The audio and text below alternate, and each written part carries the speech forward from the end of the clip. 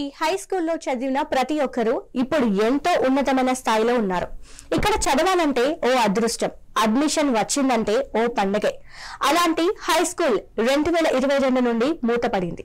ఆ పాఠశాలకు పూర్వ వైభవం తీసుకురావడానికి ఓ మంత్రి నడుము కట్టారు. పూర్వ వైభవం తీసుకొచ్చి ఎంతో మంది విద్యార్థులకు ఉజ్వల భవిష్యత్తు అందించాలని కంకణం కట్టుకున్నారు. ఇక అనుకున్నదే తరువాయి ప్రతినిత్యం ప్రతిరోజు విఆర్ హై స్కూల్ పునర్నిర్మాణంపై ప్రత్యేక దృష్టి పెట్టారు. అభివృద్ధి పనులను పరుగులు పెట్టించారు. ఎట్టకేలకు అనుకున్నది సాధించారు. జిల్లా ప్రజలు శబాష్ అనే విధంగా మంత్రి పనితీరు ప్రతి ఒక్కరిని ఆకట్టుకుంది.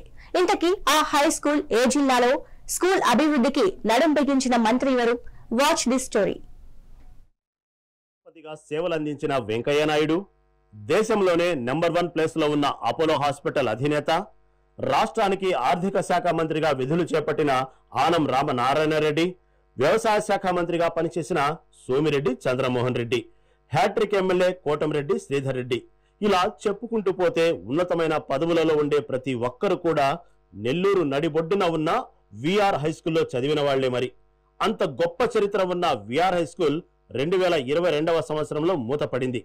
ఎయిడెడ్ స్కూల్స్ మెయింటెనెన్స్ చేయలేమంటూ నాటి జగన్ గవర్నమెంట్ చేతులెత్తేయడంతో వేలాది మందికి ఉజ్వల భవిష్యత్తు అందించిన విఆర్ హై స్కూల్ కనుమరుగైంది.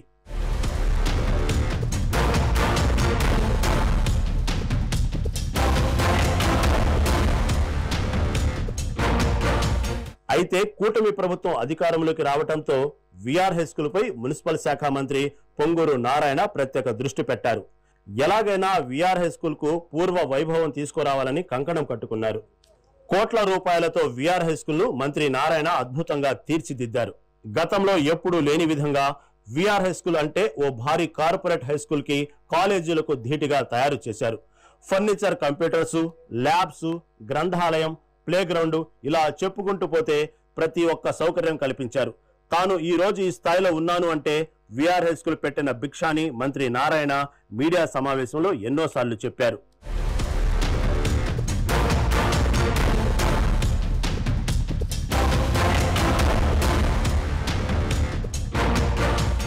ఈ హై స్కూల్లో ప్లే క్లాస్ నుండి 9వ తరగతి వరకు ప్రస్తుతం క్లాసులు నడపడానికి సర్వం సిద్ధం చేశారు. వచ్చే సంవత్సరం నుండి 10వ తరగతి కూడా క్లాసులు ఏర్పాటు చేస్తామన్నారు. ప్లే క్లాస్ నుండి కూడా 9వ తరగతి వరకు కూడా ప్రతి క్లాస్ రూమ్ లో ఫర్నిచర్ చూస్తే కళ్ళు తిరిగిపోతున్నాయి. ఎంతో విలువైన నాణ్యతమైన ఫర్నిచర్ కనిపిస్తుంది. పిల్లలు కూర్చోవడానికి కొత్త రకమైన కుర్చీలు, టేబుల్స్ అద్భుతంగా ఉన్నాయి. ప్రతి 50 మంది విద్యార్థులకు సపరేట్ గా భోజనం చేయడానికి డైనింగ్స్ రూమ్స్, అలాగే అక్కడే తాగటానికి, వాష్ చేసుకోవడానికి మినరల్ వాటర్స్ ఏర్పాటు చేశారు. అలాగే ప్రతి రూమ్ లో కంప్యూటర్ ఏర్పాట్లు చేశారు.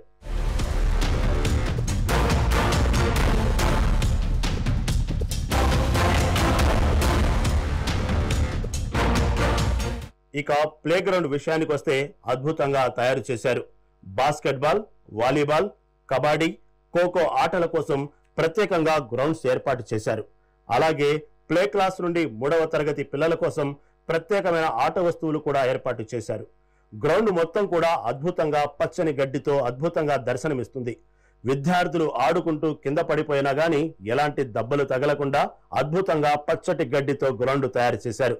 మంత్రి నారాయణ కుమార్తె కూడా అభివృద్ధి పనులపై పదే అధికారులతో మాట్లాడుతూ పనులు వేగవంతం కావడానికి తీవ్రంగా కృషి చేశారు. విఆర్ హై స్కూల్ కు పూర్వ వైభవం తీసుకొచ్చిన మంత్రి నారాయణకు ప్రతి ఒక్కరూ ధన్యవాదాలు తెలుపుతున్నారు.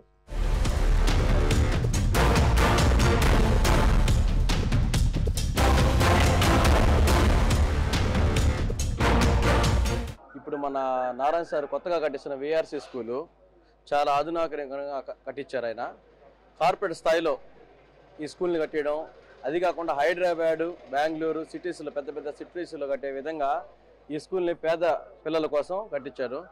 లాస్ట్ గవర్నమెంట్ 22లో వైసీపీ గవర్నమెంట్ ఉన్నప్పుడు ఎయిడెడ్ స్కూల్స్ అన్ని తీసేశారు. చాలామంది మాలాంటి వాళ్ళు, మేము కూడా ఎయిడెడ్ స్కూల్ చదివిన నేను కూడా, అట్లాగే చాలామంది మంచి స్థాయిలో ఉండేవాళ్ళు ఈరోజు రాజకీయ నాయకులు ఉన్న అందరూ ఆ ఎయిడెడ్ స్కూల్లోనే, ఆ విఆర్సి స్కూల్లోనే అందరూ చదువుకున్న వాళ్ళు. వీళ్ళందరూ అక్కడి నుంచి స్థాయి పెంచుకుంటా వాళ్ళు కొంతమంది పొలిటికల్ నాయకులు లేరు, కొంతమంది డాక్టర్లు లేరు, కొంతమంది లాయర్లు లేరు, కొంతమంది చాలా పెద్ద స్థాయికి వెళ్ళిన వాళ్ళు అందరూ. ఈరోజు ముఖ్యంగా నెల్లూరులో చరిత్రలో నిలిచిపోయే విధంగా ఒక అద్భుతమైన స్కూల్ని ప్రారంభించడం జరిగింది. గతంలో 2022లో ఎయిడెడ్ స్కూల్స్ అన్నీ వైసీపీ ప్రభుత్వం వచ్చాక మూసివేశారు. ఆ ఎయిడెడ్ స్కూల్లో పనిచేసే టీచర్స్ అయితే కానీ, ఆ ఎయిడెడ్ స్కూల్కి వెళ్ళే పిల్లలైతే కానీ చాలా బాధపడ్డారు.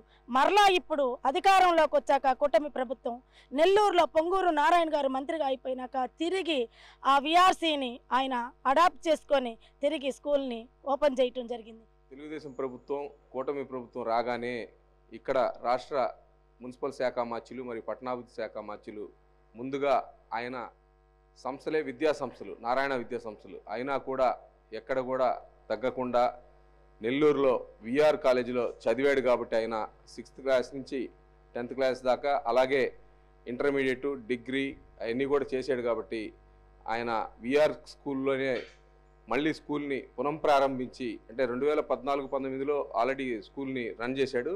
తర్వాత వాళ్ళు వైసీపీ గవర్నమెంట్ రాగానే దాన్ని మూసివేయడం జరిగింది.